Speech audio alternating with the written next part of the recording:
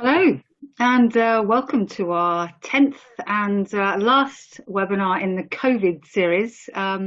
We've done a number of different webinars, and just bring up a slide to show you the number of webinars that we've done and refresh your memory on some of the topics that we've covered over the last kind of 2.5 months. So please do have a look on our website. They're all on our website. The webinars, they've also been converted into podcasts as well. So if you haven't got time to watch, just have a listen whenever you possibly can. That would be fantastic. Just want to run a very quick poll, but also ask you for topics as well. So we've obviously covered a huge amount and a huge range in our webinars so far. But if you would like to nominate some topics, please just do that in the chat now. That would be fantastic. You can email us afterwards, but if you can do it in the chat now, that would be really, really helpful. And quite interestingly there, I'm going to end the polling there and share the results. So sort of about once every 2 weeks, I think, or once every month. So somewhere between once every 2 weeks and every month. What are your thoughts on that, Alan? Yeah, well, here to help. So whatever people want. Certainly in the terms of the podcasting, we're sharing new podcasts every week. But in terms of webinars, if people have got questions, more than happy to answer those questions at whatever frequency people prefer. So happy, flexible, whatever people prefer. Well, over the last sort of 10 weeks, I know you've been sharing your thoughts, but what we're kind of coming to a summation of this. What's really kind of sticking in your mind and challenging you at the moment? Well, I think we started this entire journey in March, talking about the fact that COVID-19 was literally just the latest wicked problem to beset mankind. So it's really been going December, January to June so far. But it's easy to forget that just prior to COVID getting a grip of the globe, we were consumed with this, over the sort of months from November over Christmas through to February, where Australia was on fire. And that was the wicked issue that we were all concerned with, which slightly eclipsed the fact that Indonesia was underwater. So one part of the world was on fire, one part of the world was flooding. And of course, over the last 4 years, we've had this political wicked problem here of Brexit, really. It hasn't finished yet, Alan. No, I know, and that's the problem. And that's one of the things about wicked issues. I mean, we're talking about COVID-19 as, will it ever end? Will we be in this perpetual distancing, social distancing, will we get a second spike, a third spike, and so on? And that's part of the issue with wicked issues, is they're constantly evolving. But if I can remind you, back in October, so just a couple of months earlier than that, we had the Extinction Rebellion, which is about climate change, of course. And so COVID is just the latest wicked issue. And wicked issues, not wicked in the terms of evil, but in terms of super complicated, and they are all man-made. So these problems are not created by dolphins or trees, they're created by human beings. And they have 6 qualities. They're multidimensional, which I'll come to in a moment. They have lots of causes. So COVID doesn't have one cause, it has multiple causes. And it manifests in lots of different ways, as people have seen. There are multiple stakeholders. Lots of people have got an opinion or a dog in the game, if you will. And it will require lots of different solutions to fix any of these issues that we've been seeing. And to this point, it's not gone away. It's constantly evolving. So the Brexit thing constantly evolving, the climate debate constantly evolving, viral pandemics and what to do about it constantly evolving. So over the course of these 10 webinars, we've seen all of these 6 qualities of wicked issues at play. And that's what we've been trying to cover over these webinars. So we talked at length about the personal impact. How does this affect me? And what does this mean for me as a single human being? What do I need to do differently? And what are the consequences? We've talked about, collaborative communities and cultural impact and how it's changed the nature of how we relate to each other, either in the home or outside the home. And we've talked about, well, what does the world need to do differently? So that's the multi-dimensional nature of a wicked issue. And we've unpacked some aspects of the I, the we, and the it, as we would call it. Mm-hmm. We've also talked about, the causes. So it's a zoonotic disease, which means it's basically hosted in, ducks, and this virus jumps in to human beings. So it jumps species. And, there's been quite a debate about, is that to do with food security in different parts of the world? That, food security isn't what it should do, which is promoting a number of these types of diseases, and they're on the rise. So it's maybe the way that we're living and doing food security. But of course, even if it jumped, one of the things that then disseminated the virus very rapidly was our propensity to travel. And we're incredibly social animals. It goes all over the world, right? And everything's globalized. So we've seen in some of our clients, as we've discussed, their response has been globalized. So globalization is part of the multiple causes. And not forgetting that viruses are in a sort of ecosystem balance with bacteria, and bacteria in ecosystem balance with mankind. And so we've talked about that and the sort of virolution. There's a very good book called Virolution about how viruses affect... An actual word, or is that just a book? Well, I think it's a neologism, which means a new word coined by an author.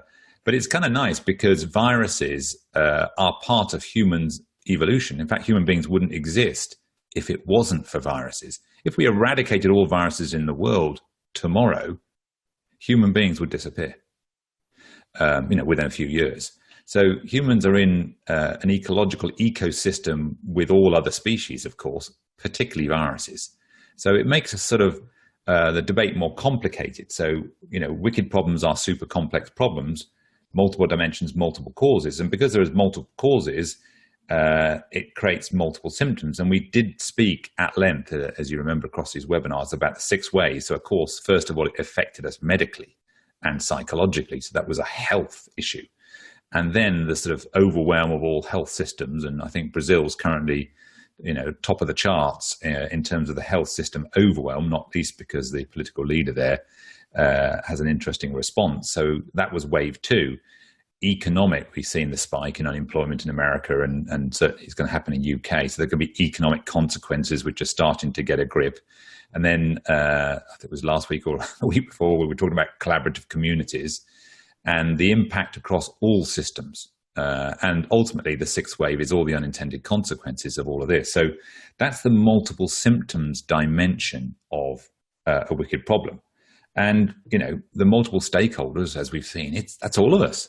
Everybody has been talking about COVID, and everybody has got an opinion and a point of view about what needs to happen and how do we change and all of that. So every person on the planet is effectively a stakeholder in this pandemic. And there isn't just a simple soundbite answer, despite what most of the media outlets would want. Oh, let's all just take hydroxychloroquine. It's not as simple as that. And that's because it's a wicked issue. And in wicked issues, things are never simple. There are multiple causes, so you need multiple answers. So it doesn't lend itself to simple news cycles. We have talked about some of the aspects, and these are themselves quite complicated things. Maybe the silver lining is we realize the unbelievable importance of emotional regulation. And over this webinar series, we've talked at length about before you do anything in trying to respond to a health emergency, first port of call is manage your emotions. Manage your emotions, because if you don't, you can't think clearly. And then, rather than a new balance, we talked in this webinar series about finding a new meaning, because that will take you into post-traumatic growth, not post-traumatic stress. So part of the solution is emotional regulation, finding meaning, so you can turn, the challenge into an opportunity, and how we change our relationship to each other. So there's lots of solutions that can be enacted today, and we can start getting better at that.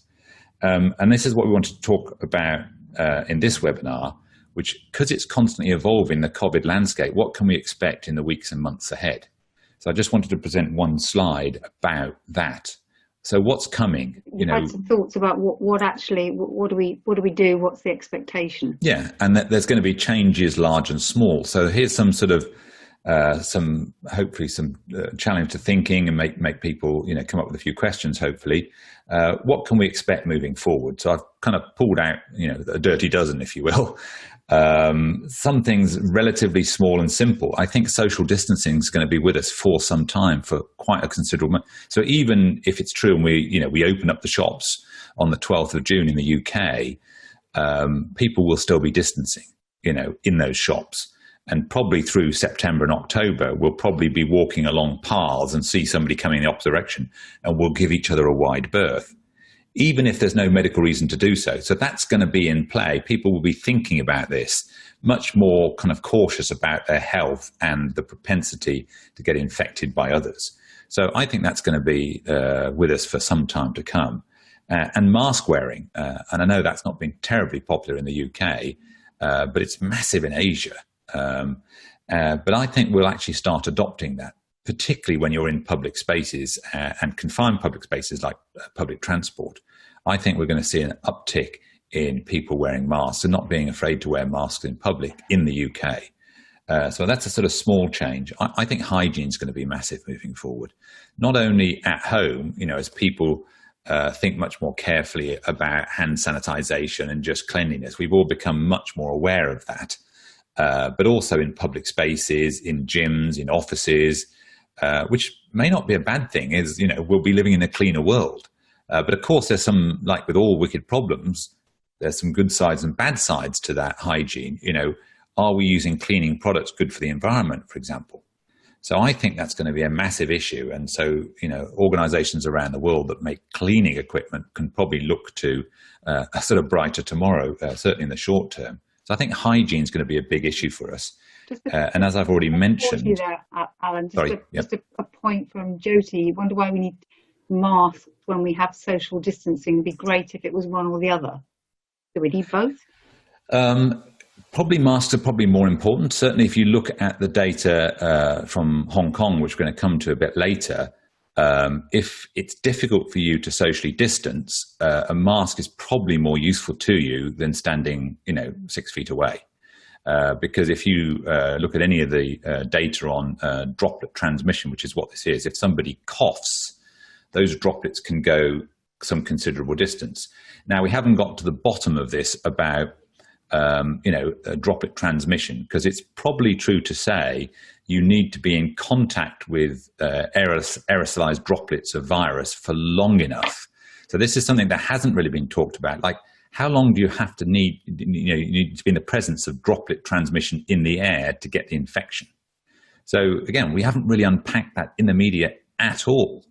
And is it true to say that one of the reasons we're seeing a much higher incidence in health service staff is they're exposed continually to the virus? I mean, I've seen some immunologists arguing you've got to be in contact with an infected person for 20 minutes to have a realistic chance to get the infection yourself. But that's not been debated. So we've all been socially distancing. But actually, I think if you force me to say, is it safer to be socially distanced or have a mask, I'd probably go with a mask and gloves. Because you take it in through your eyes, mainly through your nose and your mouth, and possibly through your skin. So protecting yourself in that way, probably better for you than actually just keeping your distance. So do you wear a mask and gloves when you go shopping? No, because I don't go shopping. I've got other people. I've got staff. You've got staff, have you? No. I haven't. My youngest, in his contribution to the household, does the shopping on behalf of the household. So he's a 19-year-old back from university. So have you not been out of the house for the last? I have, in fairness, I have been out of the house, but I've certainly been very careful about where I've gone and how long I've gone out for. I mean, my wife and I go out every morning. Let's imagine that you went out to the supermarket. Would you wear a mask and gloves? If I have actually got out of the car and gone into the supermarket, which I haven't, I would. Yes, I would, for sure. So I think hygiene was my point. Hygiene, we're going to be much more thoughtful about what do we think is appropriate hygiene measures for us and our family. And as I was saying, we did a whole webinar, which has probably been the most watched of all the webinars on mental health strategies that work and don't work. By quite a long way, actually, Alan. Yeah. Well, I think people are very concerned about that. And what we were saying on that particular webinar is, as lovely as it might be to do, a yoga course in your home, that's not really going to move the dial today. Getting good at yoga isn't going to move the dial on your emotional well-being and mental health right now. It might do a temporary blip, but there are things that you can do that can move the dial, and that's what that whole webinar was about. Mental health strategies that will work for you today and have a much larger impact. So that's going to be critical. And I think, if humanity starts to regulate its emotional state to a much higher degree, then that will be a huge leap forward for all of us. And we talked also in relation to that, emotional regulation and finding meaning, is if people are a bit more thoughtful, a bit more reflective about, well, what do they really want from their life? What do they want from their work? Do they want to be in contact at work? Do they want to go back to work? Do they want to work from home permanently? We've seen some tech companies saying, you can work from home forever. Well, do I want that? I mean, what's the meaning of my work experience? So people sort of being a bit more thoughtful and reflective, what do I want from my life, will be a good thing.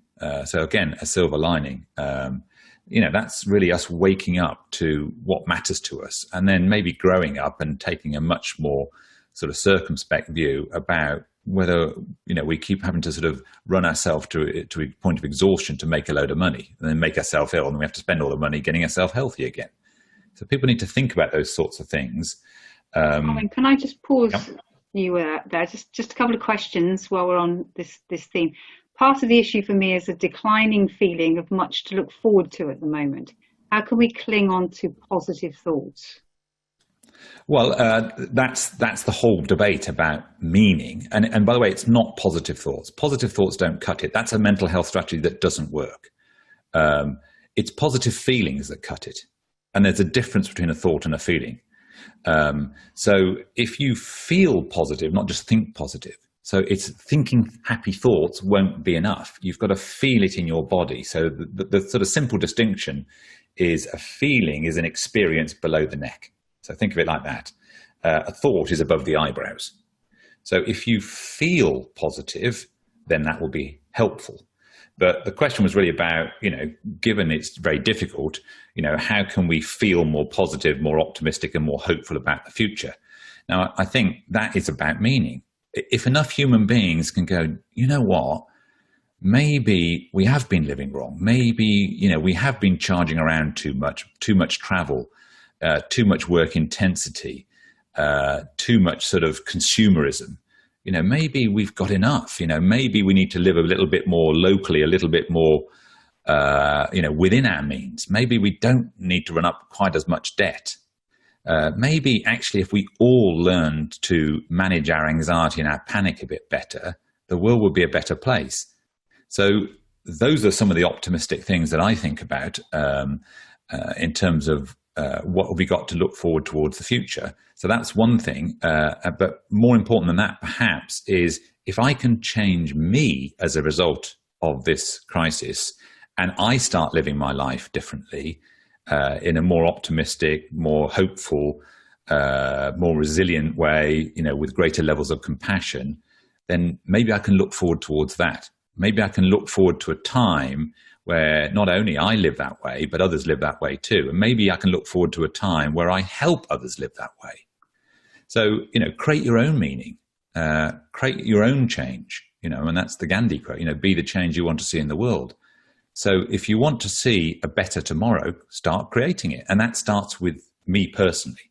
I'm going to create my own future. And a very simple thing you can do is actually just, despite the difficulties, is just start taking a more upbeat, optimistic perspective. So we're not trapped at home, we're safe at home, and feeling appreciation for all that we have and all that we are right now. That can be an optimistic future.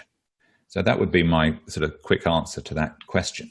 Okay, one quick one. Do you think that we'll have a problem maintaining medical staff? As a nurse I know in Sweden who's in intensive care is about to leave and believes many others will. Yes, I think that will be a problem. And I think there needs to be a whole-scale overhaul and thinking about health system delivery, health system funding, health system leadership. But the trouble we have in the UK is that's an impossible conversation to have right now, because the NHS has become a religion. in the UK. That it's almost, we sort of have a fundamentalist attitude. And we all care deeply. I mean, I worked in the NHS for 12 years. We care deeply about the system, but it's impossible to have any kind of robust debate about how we improve the system, because as soon as anybody says anything about the NHS, they're castigated as attacking the NHS, and everybody wants to save our NHS. So we haven't really been able to have a mature, sophisticated debate about health system leadership, to the point and the question, recruitment of staff, compassionate support for those staff, whether it's through PPE or just how they interact with each other.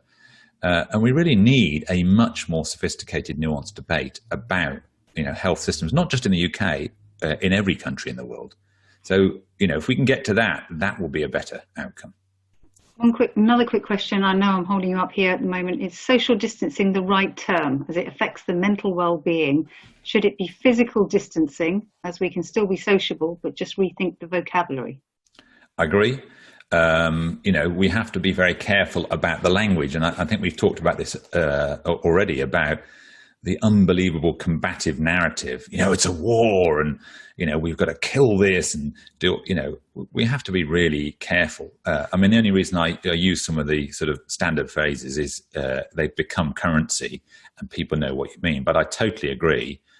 In fact, I've done recently a piece of work suggesting, what do we need to do moving forward in relation to mental health? And as you know, on that particular webinar, saying, look, it's not mental, it's not health, it's emotional well-being. It's not mental health, because it's not affecting mentation, it's affecting emotion. So that's a relanguaging. So the point about relanguage is not just changing the labels, is these words matter. So I totally agree with that question, is we need to get much more precise in the way that we talk about these things, because it makes a difference, not only in terms of how we feel about the issue, but in terms of mental health. If we consider and we recognize that actually it's about emotional well-being, it then gives us something very useful to focus on, because these problems aren't mental, they're largely emotional. And they're largely a development issue, not a health issue. So if people develop much higher levels of emotional regulation, they don't get the health problems. So I totally agree with that point about, labels matter. So again, new horizons. We talked about emotional well-being and meaning. So home is going to be massive. Not just working from home, but lots of people started cooking for the first time. And I remember going back a year or so, Jamie Oliver appearing on every sort of show he could get onto, talking about the importance of cooking and cooking from home. And Heston Blumenthal says actually in schools there should only be one. Forget maths and German and geography, just do cooking. Cooking covers everything, because it covers biology and chemistry and math. You got to weigh things out. We should just have one lesson, cooking. That's kind of Heston's view. But people have started cooking who never cooked. So have that's you, going to be. I have my speciality de maison, something called Dragon's Tail. It's lamb. I rolled that out, literally. So I think home working, home cooking, eating at home is going to become bigger, whether it's delivered or we just cook at home. So I think people are going to become much more focused on their home experience, entertainment much more at home, through different streaming services, video on demand. I think we're going to see a massive spike and change in consumer behavior in relation to whether they do things in the home or out of the home. So I think that's going to be massive. So companies need to be tuned into that. I think in addition to that, we're going to be more local. And people have discovered, there's a lovely walk. I never realized it until I started venturing out that there was actually a lovely walk near here. So people have become much more locally focused. So I think that will affect food supply. So where's the food grown? So food supply chains will be more local. We might get more seasonal vegetables and so on. Food consumption will be more local. So I think businesses may be globally aware, but the delivery of products and services will be much more local. So I think that's going to be a big shift around the planet, this sort of local sort of dimension, globally aware, but locally delivered, as I've written there. And I think there's going to be a big change in terms of communities. So I think we're going to see a softening of the ethnocentric focus on nation states. I think what we'll see, and by the way, that was a trend that was already happening pre-COVID. As cities started to connect to each other and say, well, look, Bogota is has much more in common than Paris than it has with some of its own local cities. So not so much twinning, but almost sort of political connections and also problem solving. So some of the problems that you see in Paris may be more similar to problems that you see in Tel Aviv than they may be to Lyon. So we'll start to see sharing across national boundaries. City politics will start to become even more important. And we've already started to see that trend in the UK with mayors and so on. And it will be the devolution of power. And that trend had already started. And I think that's going to continue massively and expand. Devolved power. Because you get smarter answers if you devolve the power and the decision-making capability to the people who are affected by that decision. And that was one of the underlying trends that triggered Brexit, by the way. So I think local and communities are going to become a much bigger thing, and business is going to change dramatically. And frankly, it needs to, because money does still make the world go round and will for some time to come. So the business narrative that we talked about recently in one of the webinars is going to be huge. So we're starting to wake up that actually people are more important than profit. And what's more important than people is the planet itself, because if we don't take care of the planet, there won't be any people. And if there's no people, then you haven't got any profit. So I think people are waking up to that. And as we talked before, deliberately developmental organizations where development as a phenomena is central to the corporate strategy. And HR directors will become chief development officers. So I think business is going to change out of all recognition. Innovation is going to transform. And I'm doing a book called Innovation Sucks at the moment, because the current view of sort of R&D funnels where you push a product to market will be completely reversed. The market will pull the answer. So it will literally suck the answer out of innovation engines. So we're going to see innovation change out of all recognition. Change itself will change. So the way that we think about change, and any leader has to become an absolute sort of expert, super knowledgeable about changing themselves, changing the team, changing the organization, because we're in super changeable times. So if you don't really understand or are scared by change, then you're going to get swept up by it. So leaders really have a responsibility to understand change at a whole new level and become change agents, skillful change agents, and change for the better is what I really mean there. Game changing. Just for leaders, or is that for anybody? For everybody, frankly. But what we've seen a lot of the time is people, gaming the change rather than changing the game. And we need to learn to change the game is fundamental difference.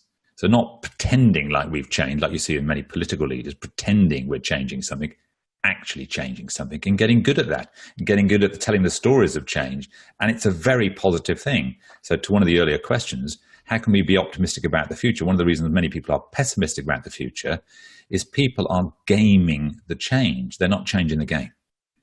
So that's not good enough anymore. We have to change the game, for ourselves, for our communities, and for our businesses and organizations.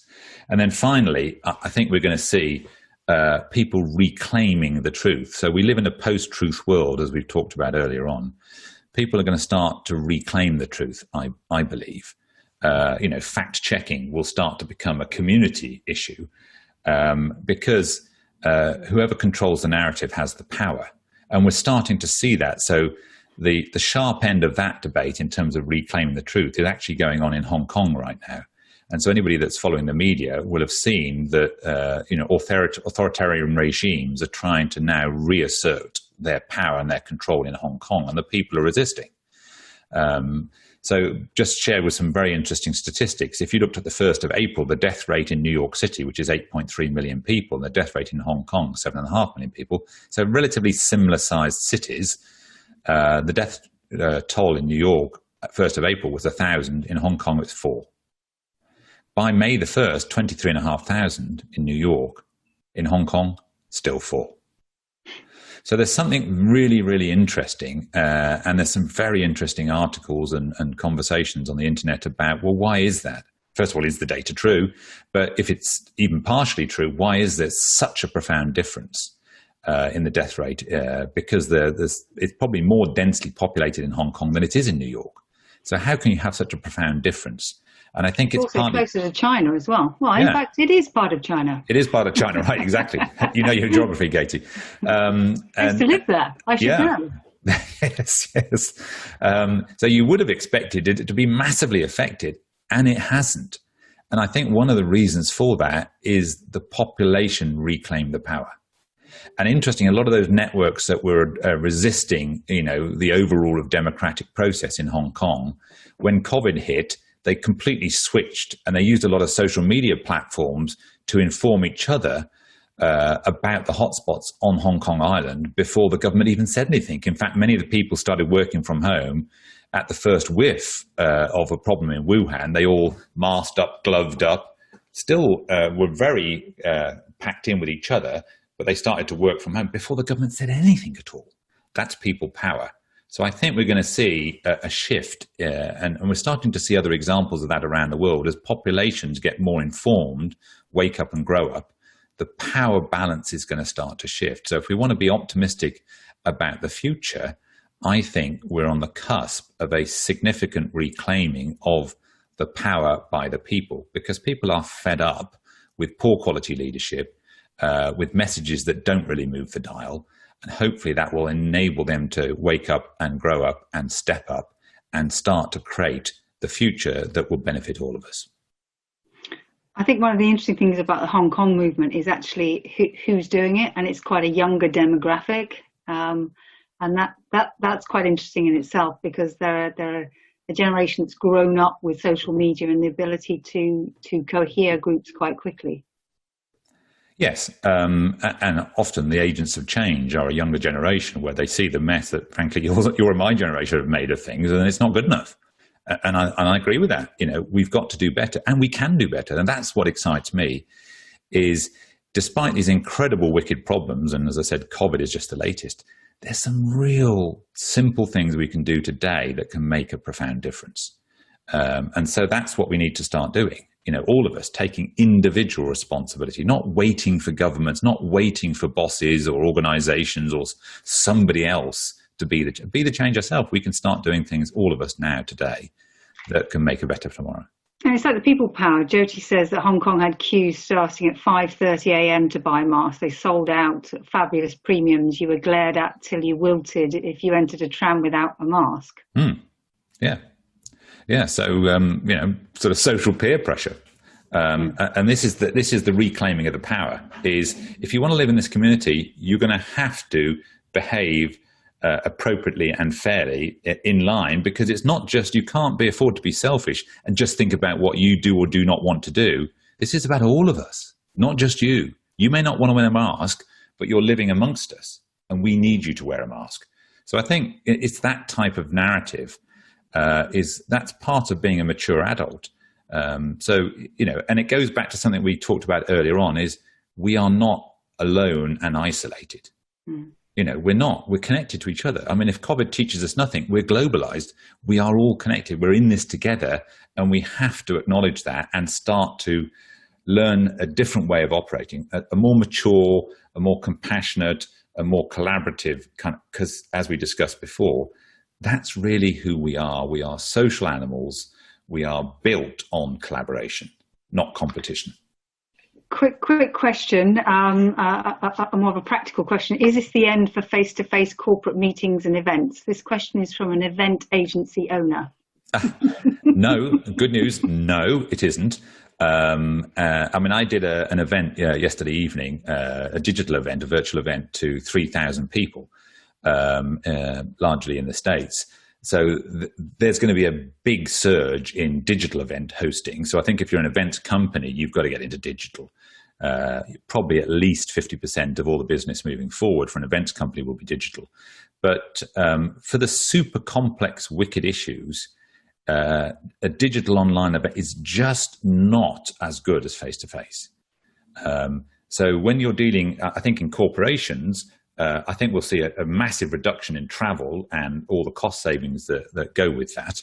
But I think for the really super complex stuff, human beings being such social animals, being in the presence of each other, but will maybe hopefully be a bit more circumspect and won't travel around quite as much. But the super complex stuff, you need to be in the room with each other. So I think that will still be the case. So I think for an events company, it's the quality and complexity of the question that event might be leaning into. When you take on some big issues, you need to be present with each other. So maybe my encouragement would be do the virtual stuff for a lot of the more straightforward issues, but certainly for the wicked issues, the complex issues, if you start to convene something about the bigger ticket items, if you will, then we're going to need to be face-to-face with each other. Another question I noticed in recent weeks people have moved towards blame and witch hunting. Is this typical behaviour after such significant events? Absolutely typical. Many human beings feel threatened. They live on the edge of fear and threat all the time. So anything slightly perturbs, which goes to 2 points. We have to get better at emotional regulation, because once we feel threatened, our biology goes into chaos, our brain shuts down, we make poor choices. So we've got to get emotional regulation, number one. Number two, we've got to get better at change. Yes, things are changing, and we shouldn't perceive that as a threat, because it's just as likely to be an opportunity to make the world better. But, number one, we don't emotionally regulate. Number two, we're not very good with change, which is sort of weird because the world is changing incredibly. So if we don't, every one of us, get better at, leaning into change and seeing change as a positive thing, then we're going to have a very difficult future, because the world's getting faster and faster in its ability to change. So I often talk about something called knowledge doubling. Knowledge used to double every 25 years post-World War II, and now it's every 12 months. So the entirety of human knowledge is doubling every year. And IBM have calculated that will get down to 12 hours. So the entirety of human knowledge will be doubling every day. Now that's an incredible pace of change. So if we're not very good with change, we're just going to get swept up in it and feel even more helpless. So there's a responsibility on all of us. We've got to get really, really good at feeling positive about change, leaning into change, guiding and steering change, going with the change, being the change. Thanks, Alan.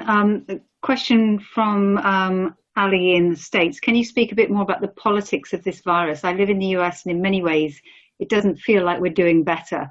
Even wearing a mask is a political issue, and people are marching in state houses with automatic weapons and asking for the country to be opened up. It doesn't feel like we're in this together. No, and it's a much, much deeper issue, that. So it's rather interesting that people try to make something as, without national boundaries or without political boundaries, like a virus. Like, the virus doesn't vote. It doesn't care whether you're a Republican or a Democrat. So why has it become a political issue? And it's just because we're immature in our relationships. Right? We haven't really grown up. Human beings, as I talked at one of the earlier webinars, it took bacteria 1 billion years to stop killing each other and collaborate.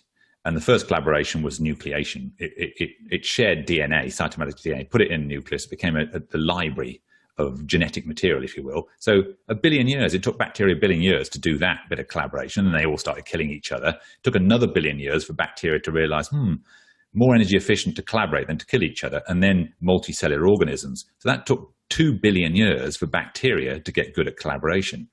And human beings just haven't grown up enough. So we're just not good at collaborating. We like to polarize things, Republican, Democrat, flip, flop. And that goes on all around the world. And this sort of mistaken belief that, it's an us versus them world. It's this combative metaphor. But it's just not true. I mean, we are collaborative at our core. But we've got to grow up and mature into that. And human beings aren't maturing fast enough yet.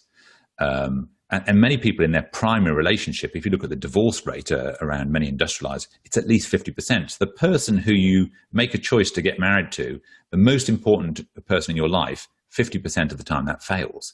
That's not a great record. That just alludes to how immature we are in our inability to get on with each other and to relate with each other. There's still lots of conflicts in the world. I mean, it's a lot better than it was 500 years ago. We are definitely getting better, but the real question is, are we getting better quick enough? And currently it looks like we're not.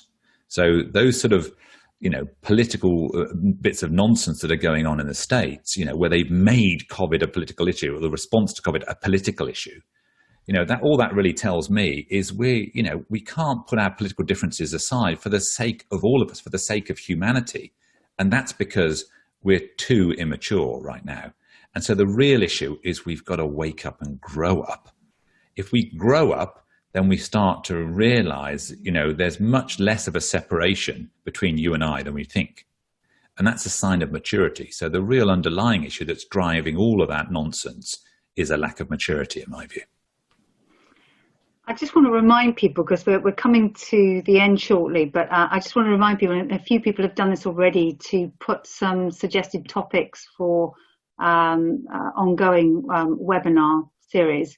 If there are some topics, maybe that something's come out of today, just put that in the chat or put that in the Q&A box. Would really appreciate that.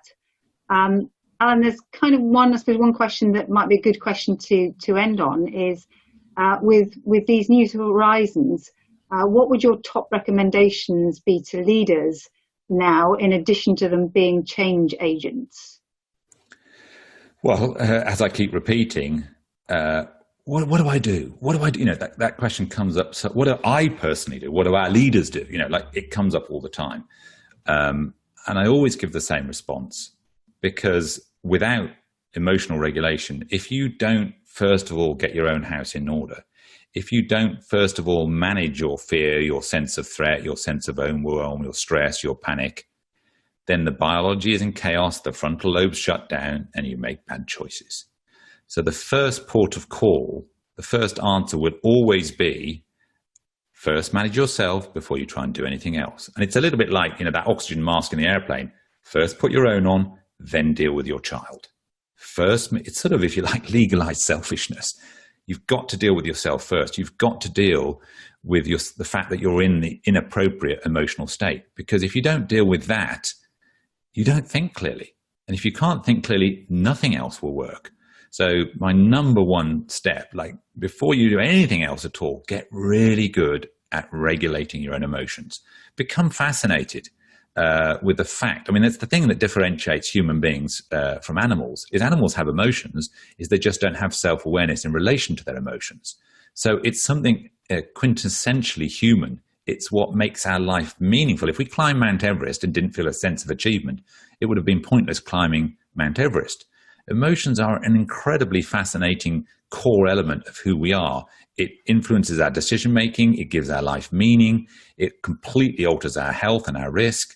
So let's become fascinated. Let's fall back in love with the whole agenda, particularly for men, I might say, with the whole agenda of emotions and feelings. It's a beautiful topic. And I can honestly promise you that it's possible to live your life without fear, without this constant worry about anxiety or depression. It's possible to completely heal all that stuff. But we have to lean into the agenda. We have to become fascinated and curious, and completely curious, if I might say, about who we are as emotional beings rather than logical beings. And if we do that, then we will create a different world. And can I recommend a good book called 4D Leadership that might be a good a place as any to start and understand some of the phenomena that Alan's been talking about. And thank you. It just happens to have one there. Thank you for those who've sent in some topics: imposter syndrome, fear, leadership through business. All good topics. And over the last 10 webinars, we've tried to provoke some thought. And I'd like to say that if you need a thinking partner, you'd like a thinking partner to help your business to change fast, efficiently, that's really where we're coming from. So please do very much get in touch with any of us here at complete, I was going to say complete coherence, but we're complete now. We've got the coherence. And so it just remains for me to say thank you to everybody here. Thank you, Alan. Really, really appreciate your time, effort, dedication, care, dare I say love even. This is something that is, I know, extremely important to you, day in, day out, and pretty much dedicating your life to this. So I'd like to thank you very much for that indeed, and to thank you guys. And we'll be in touch very soon. Thanks a lot. Bye-bye. Thank you. Bye-bye.